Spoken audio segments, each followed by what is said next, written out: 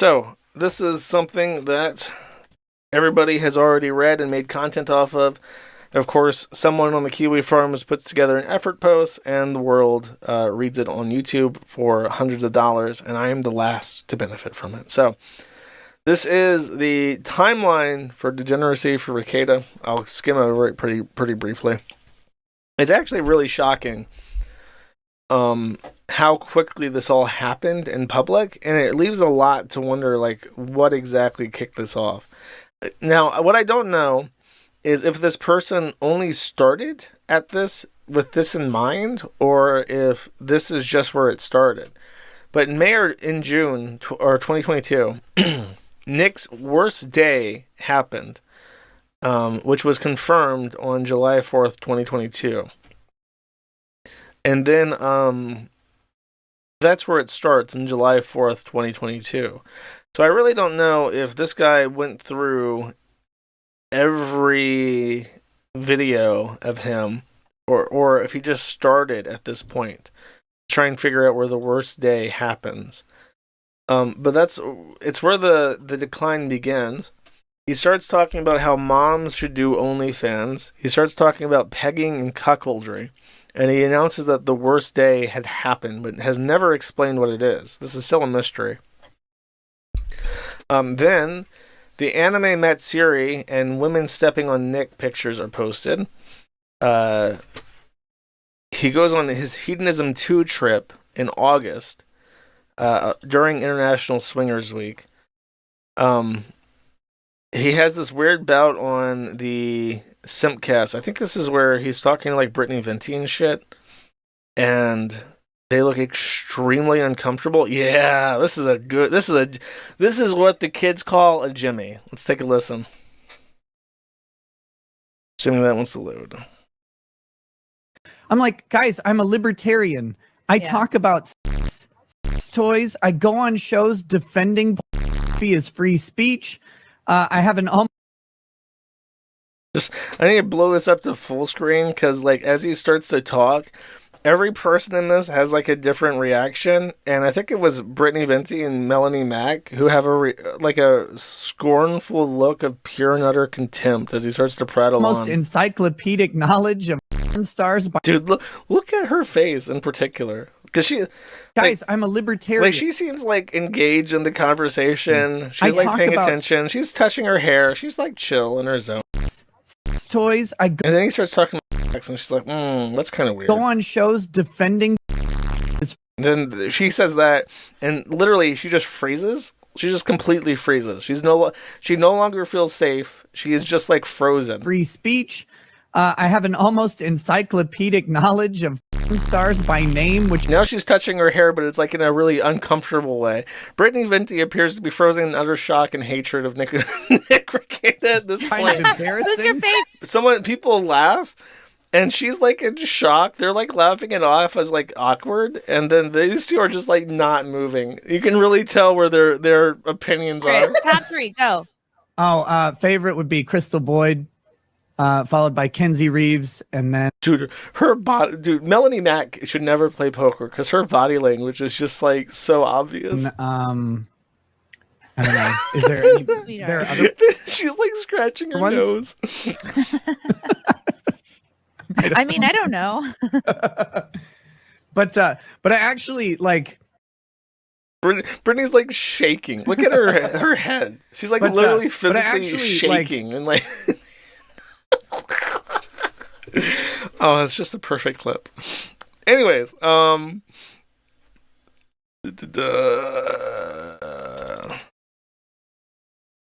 this is when Kayla gets her facelift, and they stream from Minneapolis while Kayla gets a procedure. So this is when she's having her facelift, and for whatever reason, Nick Rekieta just streams from the hotel. They're in Minneapolis getting cosmetic surgery done. He's like, yeah, I'll just beat up a stream, whatever. I did in Jamaica.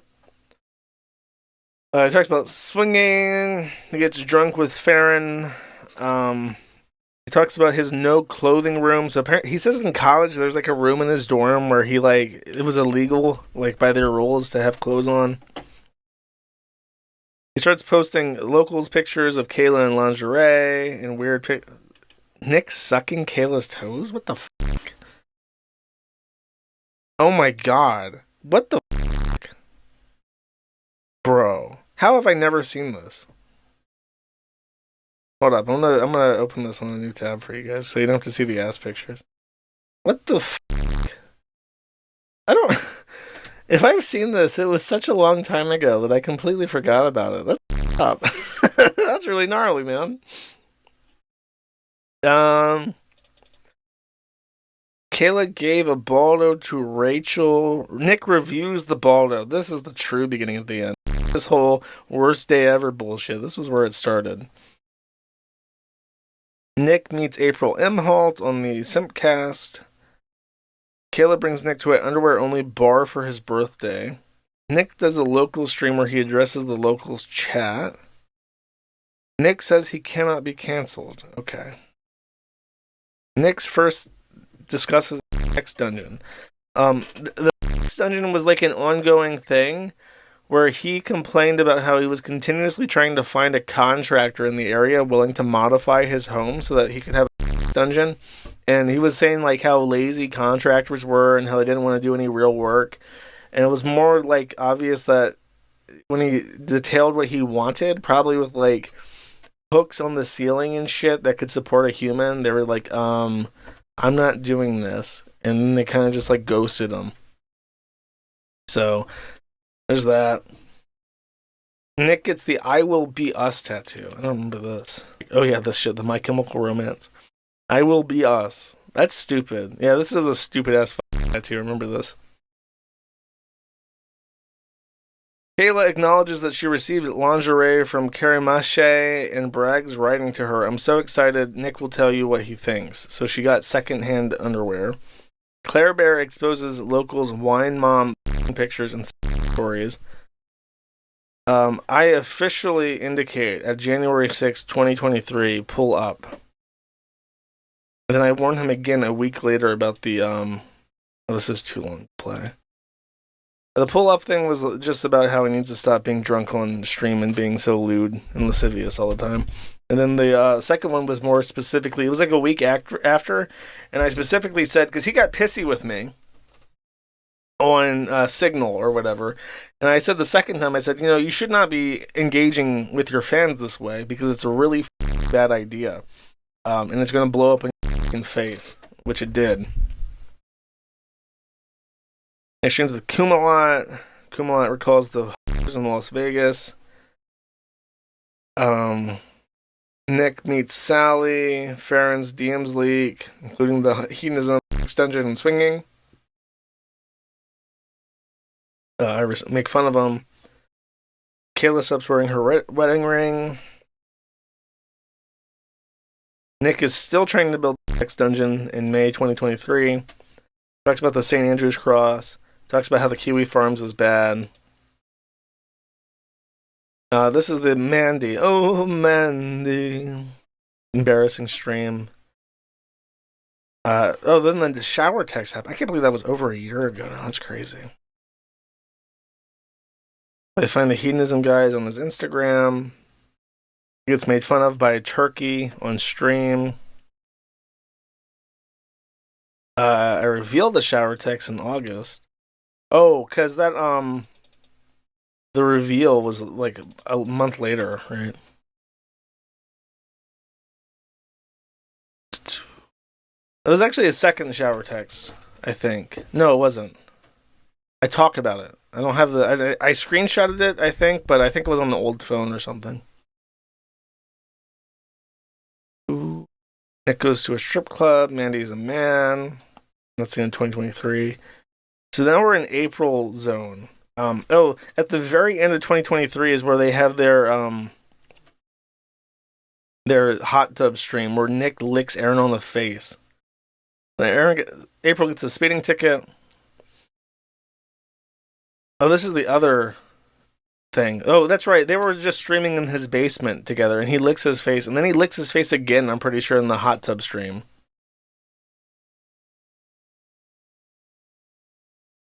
Then Aaron and April get a divorce around February. I talked about the ceiling cats. Wait, is it me? I don't remember if I did that. I remember this. No, the Ceiling Cats was my thing. I remember this. Lady Rackets has a bloody nose because she's doing coke. Go to a gay bar. Nick cancels his stream. Then the coke stream happens in May. And they get arrested later that week. And you're all caught up with the rest of this, but it happened so fast, man. Like, he had all of his shit together in 2021. And then by 2022, he's just like all fucking rails. Rekieta has not streamed in weeks. I want to say he hasn't streamed all throughout the month of October. I want to say that his last stream was right before his Frank's hearing dismissal. He was expecting that once the Frank's hearing came in, he would be gloaty about it for a little while, and he still hasn't streamed. He's still posting on Zitter and stuff. He's just gone. Isn't that weird, chat? He must not be... I think it's a combination of two things. He's not making any money. Like, his income from streaming is so low, he can't really justify it at all. Like, if he was still making like a couple $100s a stream, he could probably justify doing it to himself. But he makes no money. And then on top of that, I have a feeling that his attorney advised him to shut the f- up because he was hurting his own case. I think that Rekieta believed that he could get away with this thing where he would like song and dance throughout the entire proceeding and reference things ambiguously in lofty roundabout ways to get his point across without actually having to say anything that could be used against him in court. And it's not working. And I think probably his attorney advised him to shut the f- for a while.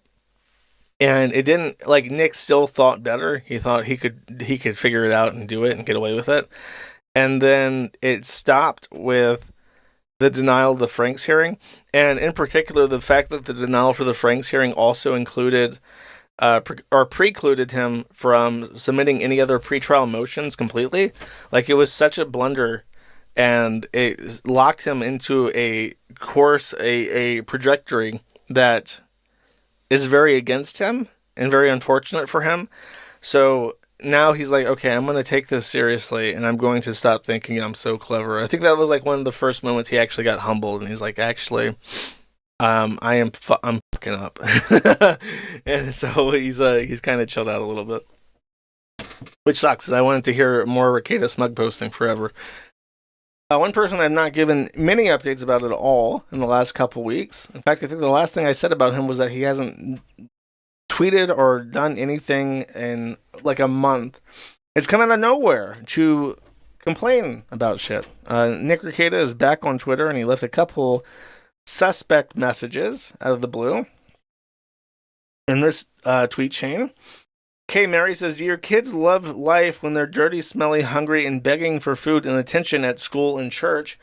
Rekieta Law says they never were. LJ's Piker says, and you never did coke. And Rekieta Law says, I did a fucking mountain of coke.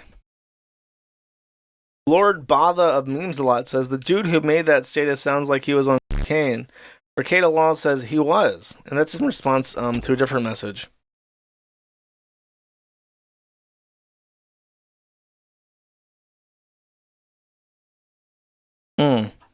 Well, this is what I want to read. It was another message that he made out of the blue.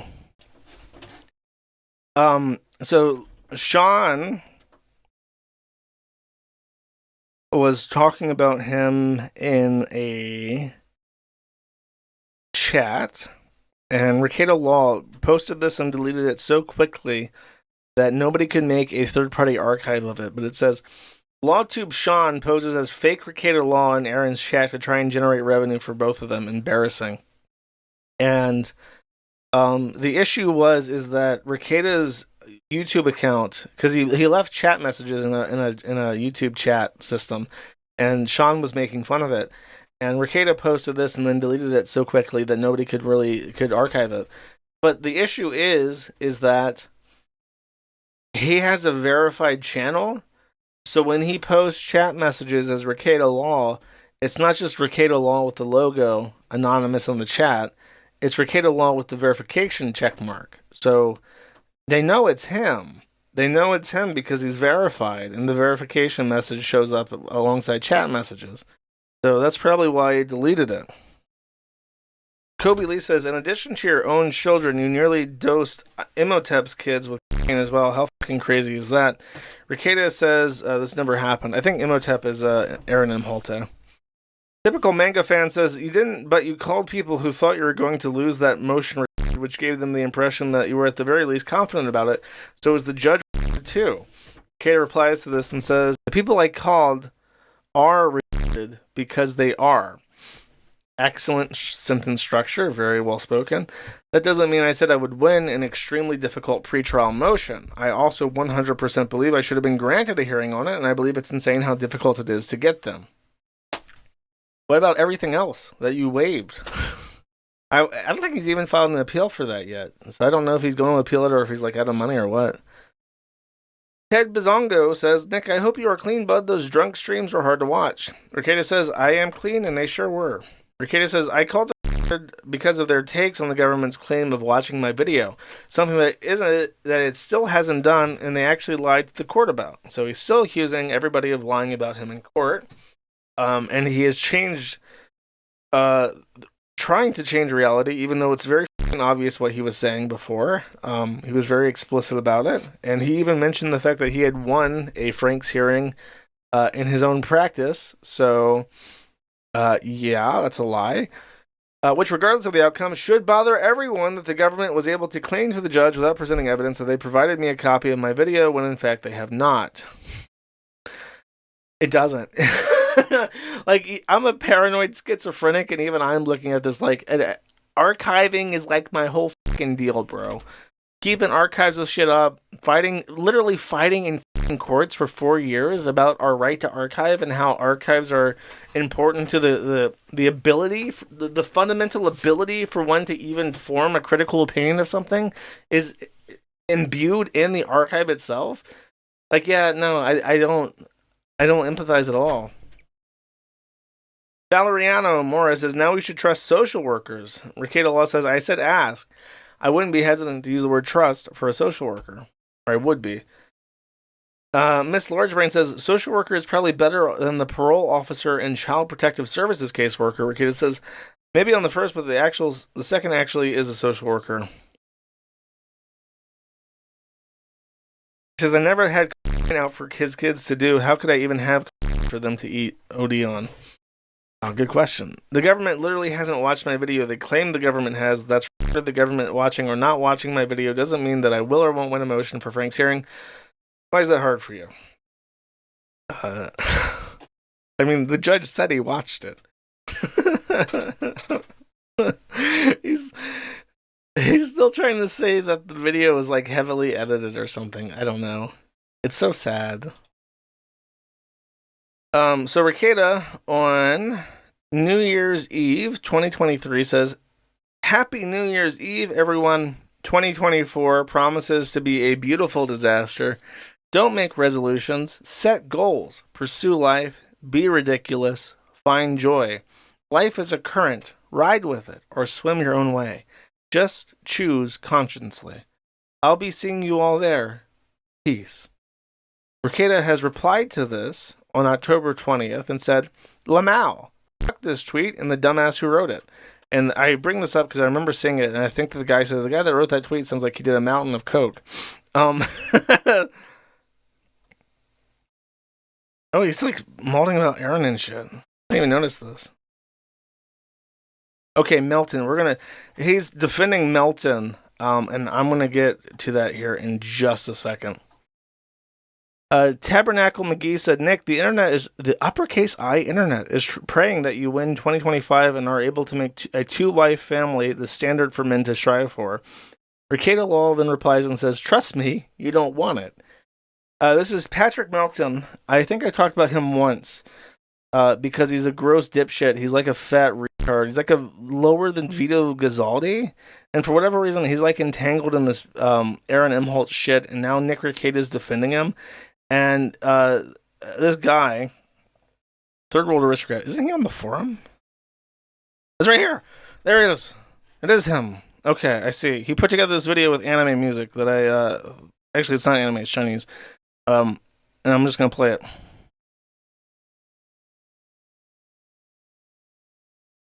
You're an uncommitted loser.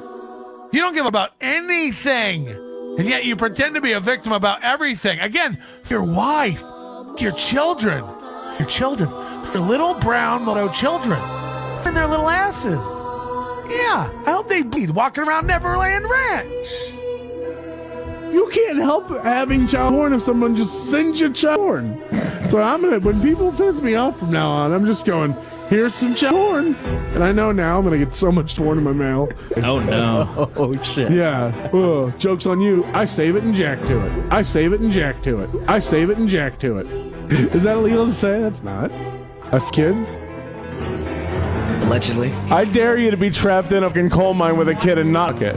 Oh, God. My name is Oh, no. Imagine what I think of my daddy, Aaron, when I'm older and see all of his videos. No. I can't wait until I'm 18 and come on Patrick's show at the same time as Patrick. Jesus. It will be glorious. Catch you losers on OnlyFans in 5 years. Hugs and kisses, boo. I too can't wait until you are 18. Or as cup holders. And she's singing like, dude, she's Yeah, your daughter's got a cup holder too. I hate to tell you. Turn her upside down. Oh boy. Stop talking about my precious children. Meet me outside. I'm not having fun at all. Your kids. And I mean literally. Like by the time I'm divorced, she'll be 18. She might sit for me. I'm not opposed to talking about imhole. Not now. She's way tight. Anything goes. Except taking little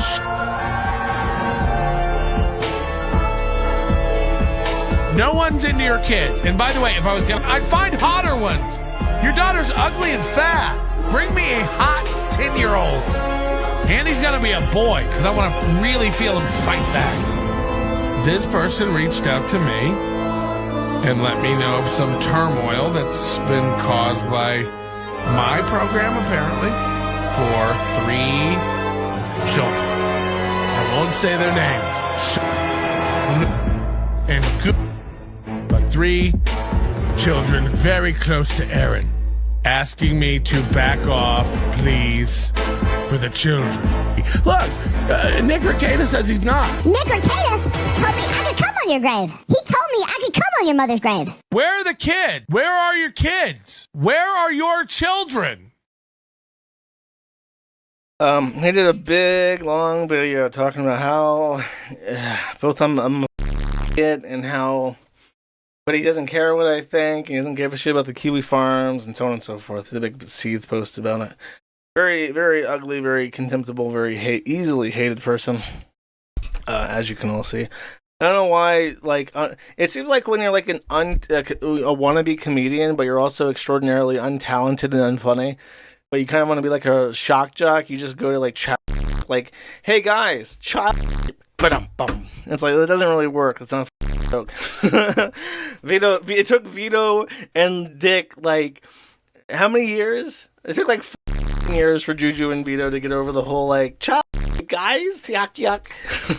It doesn't, most people don't really, unless it's like expertly pulled off, you're not gonna win over people with that shit.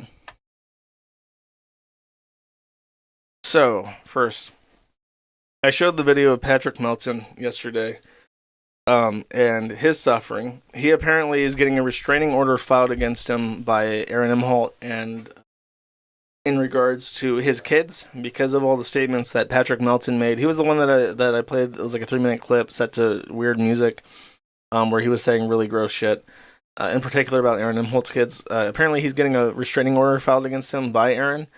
So now he's trying to go dark, which is unfortunate because he could have gotten onto Juju's show if he really tried, but he's given up, I guess. He's given up. Nick Rekieta has gotten into a slap fight with Brianna Wu, of all people. Brianna Wu posted this picture saying, "Good morning to my fellow Zionists, let's make it a good one." And then there's a picture of Princess Peach holding, I can't remember, might be an AR-15 in front of the Israeli flag, covered in blood. And then it says, excited to announce I have retained the best lawyer in the business, Rekieta Law, in case Nintendo sues me. Nick Rekieta is unparalleled in legal mind, and a legal mind of the highest caliber. He's higher than all the lawyers on Nintendo staff. So for no reason whatsoever, Brianna Wu has decided to start making fun of Nick Rekieta. Nick Rekieta responded by saying, good dad joke, probably from when you were a man. Wu replied saying, how much did you do to come up with that one? Then Rekieta goes back and forth and says, I used your testosterone levels as a guide, which doesn't make any sense as a reply. Completely nonsensical. Which says that's not true because I don't make any testosterone, and you've done so much. Children get high too. I might be a filthy, but I've never endangered my own child to the point where the state is going to take them away. Rekieta Law says, neither did I, implying that they're not taken away already. Brandon always says, well, that's not what the drug tests say. Maybe just raging addiction runs in the family. Rekieta says, you know less about drug testing than you do about having a penis. And Brandon always says, that's definitely true, but I do know just enough to not give a child. I'm willing to adopt, and I'm giving them a loving free home. That's kind of like, I don't know, it's kind of like, I'll adopt your kids, and I'll do a better job. So what he did afterwards, this is where he's at, like, relatively, is that Rekieta has still not streamed. So after he lost the Frank's hearing, and was preemptively denied raising any further motions, he's just kind of like slunk off and like occasionally zeets, and then he shows up in this guy's chat called Zumak. I have never heard of this guy. I have no idea who Zumak is, but he's like a LawTube streamer or some shit.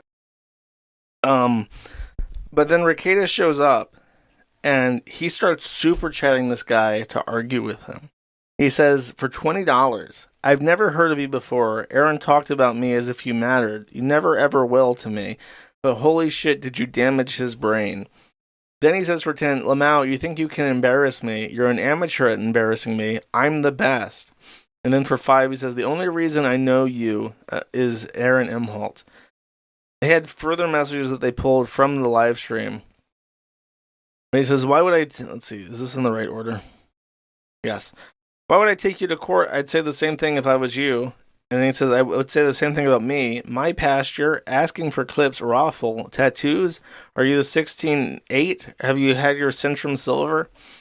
Just see how you do, then figure it out. You need to try harder. Lamau, let the government take your kids for a bit and then pretend someone like Chad can hurt you. Find the unedited clip of that speech and listen to me praise her. I live those kids more than anything on the planet, always have. Lamau, I've never neglected my kids, brother. The truth will always set you free.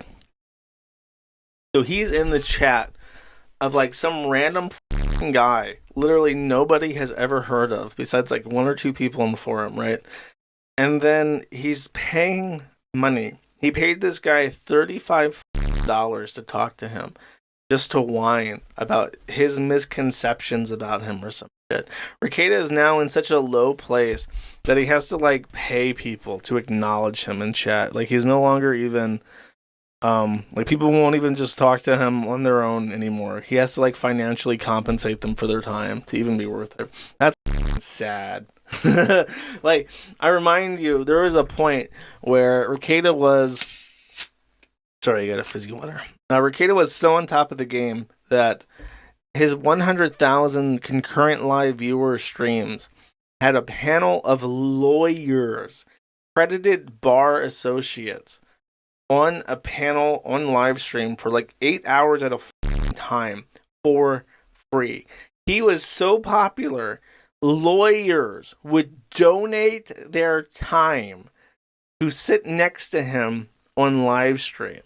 And now Rekieta in 2024 has to pay people $35 to even get his chat messages read. That is what happens. That is the downfall. It's going to make a really interesting downfall video one of these days. Then, not to be one-upped and being cringe, this is April Imholt. She posted to her Instagram and TikTok this lovely tattoo. It's a Valkyrie, and she got it because Nick Rekieta's nickname for her is Valkyrie. Now, I'm not like a tattoo person, and I'm not going to say that I could do better, I don't like it. I'll put it like that. I'm not gonna say like, oh, the art's bad. I'm gonna say it like this. I think it's ugly. I wouldn't get it. Um, Now, there's two different. I actually thought about this before the stream, and I was thinking I should make a joke about this, but then I came up with two different jokes, so I'm gonna play both of them. You ready? The first one is I'll just say it. So April told Rekieta, "You better buy me like a $4,000 sleeve tattoo, so that you can't ever not see it, and so that anytime Kayla sees me, she's gonna know that you're dropping like tens of thousands of dollars to buy me presents still." Or alternatively, Rekieta got the tattoo for her because it's really ugly, and he wants to make her uglier so that she can never leave him. No, I'm debating, but I'm leaning that's funnier if Rekieta is like intentionally giving her bad tattoos so that she looks like Anisa Joma, and then nobody will ever him. So she doesn't have a choice. She has to stay with him. She's the best that she can do.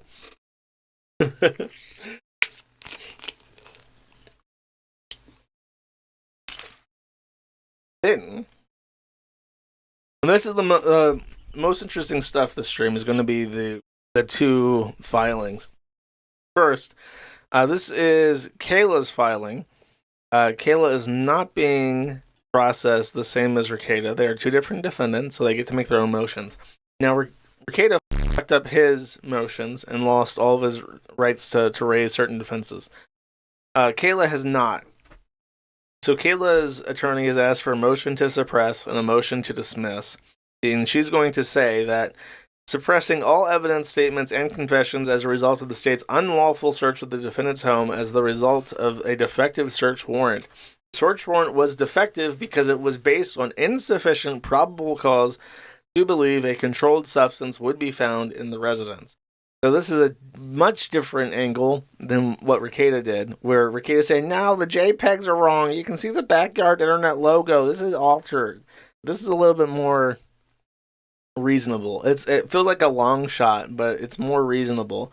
Where they're just saying that, sure, he might have seen what looked like cocaine in Rekieta's nose, and sure, he might have heard stories that there was cocaine in the house. But just because Rekieta was drunk on stream does not mean that he had probable cause to raid the home and get drugs.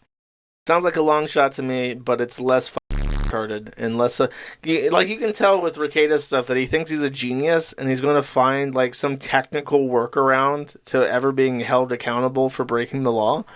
And then Kayla is, like, fighting within the system because her attorney's not is not himself. It's not Rekieta.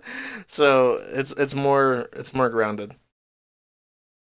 So that's what they filed. And then on Rekieta's side, this came in just today. So you listening to this are probably hearing this for the first time. This is the breaking news. Rekieta filed for something called a petition for discretionary review. You've never heard of a petition for discretionary review. In a federal appellate court, it's called an interlocutory appeal. And it basically means that he wants to file an appeal for the Franks hearing. I predicted this, even though lawyers told me that doesn't make any sense. Because let me explain, and it doesn't make sense to a lawyer, but it makes sense to me, and I'll explain. It would probably make sense to you, but this filing is actually retarded in a way that you don't really understand. I had somebody explain it to me. You know who. So an interlocutory appeal is an appeal that interrupts a proceeding and pauses it until it's concluded. In Minnesota, it's called a discretionary review, and it's called a discretionary review for an important reason I will circle back to.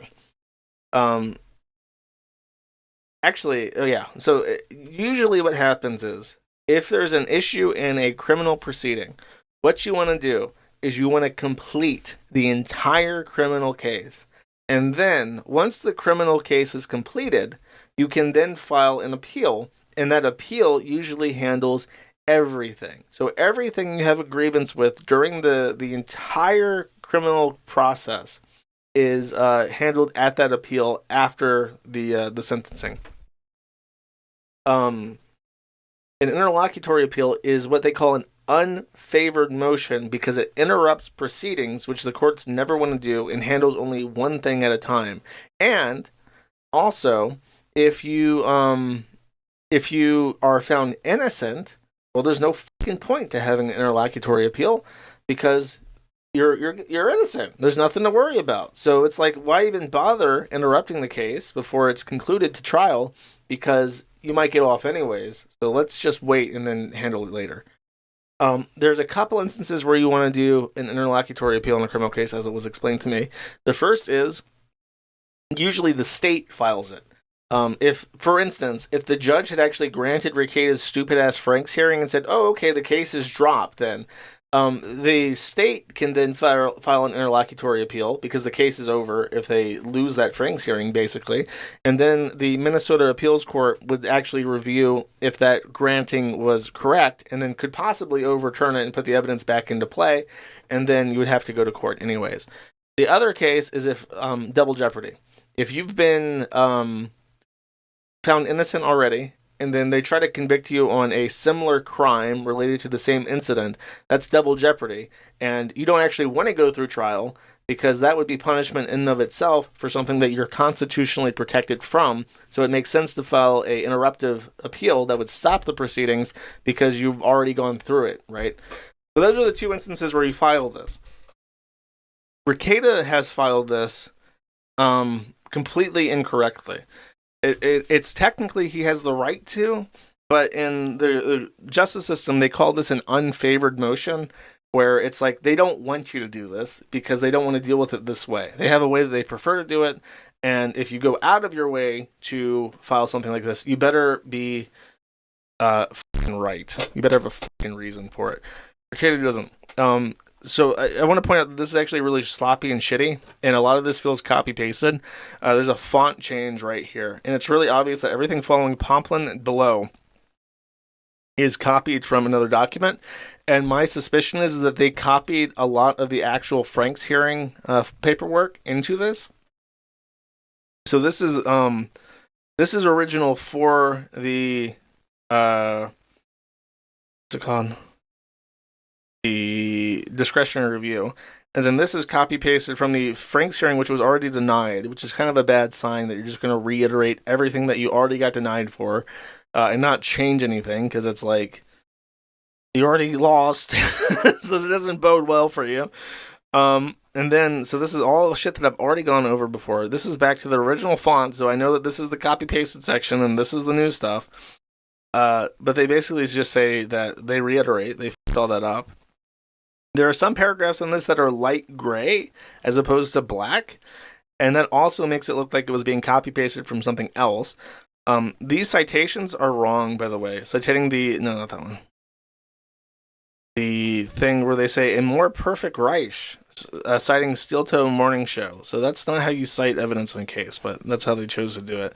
So the word Reich appears in this document approximately 10 times, and I find that funny on a personal level. But a lot of this is all just reiterating the exact same shit we've already read, that he believes that Officer Pomplin lied to the judge and received a search warrant that he would not have received if he did not lie, and his lie was that he saw the original video, and there's specific terminology that they're quibbling over that only makes sense if you take that paragraph out of context, because he uses the same language in the above paragraph, and it makes perfect sense what he's saying. And then knowing how he uses those words in the second paragraph, it makes perfect sense what he's saying there. And the only way it has any ambiguity is if you take it out of context, which is why the judge explicitly said when he denied the Franks hearing that there was no ambiguity, specifically because of that. Like, exactly what I said is what ended up in the denial. So they're going to force the appeals court judge to read the search warrant, realize that it's a very competent search warrant, and then maybe even watch the video of Rekieta out of his mind, and then deny him again. Now, here's the other thing. Here's the big deal, by the way. The petition is it's not called an interlocutory appeal in Minnesota, it's called a discretionary review, which is an important word because it is, as it's called, discretionary. And what does that mean? It means that there's not a formal process for this. It's not a checklist. You say, okay, well, this appeal has ABC, therefore we're going to look at it. It's 100% discretionary, to the point where the judge could absolutely say, you know what, I think you're right.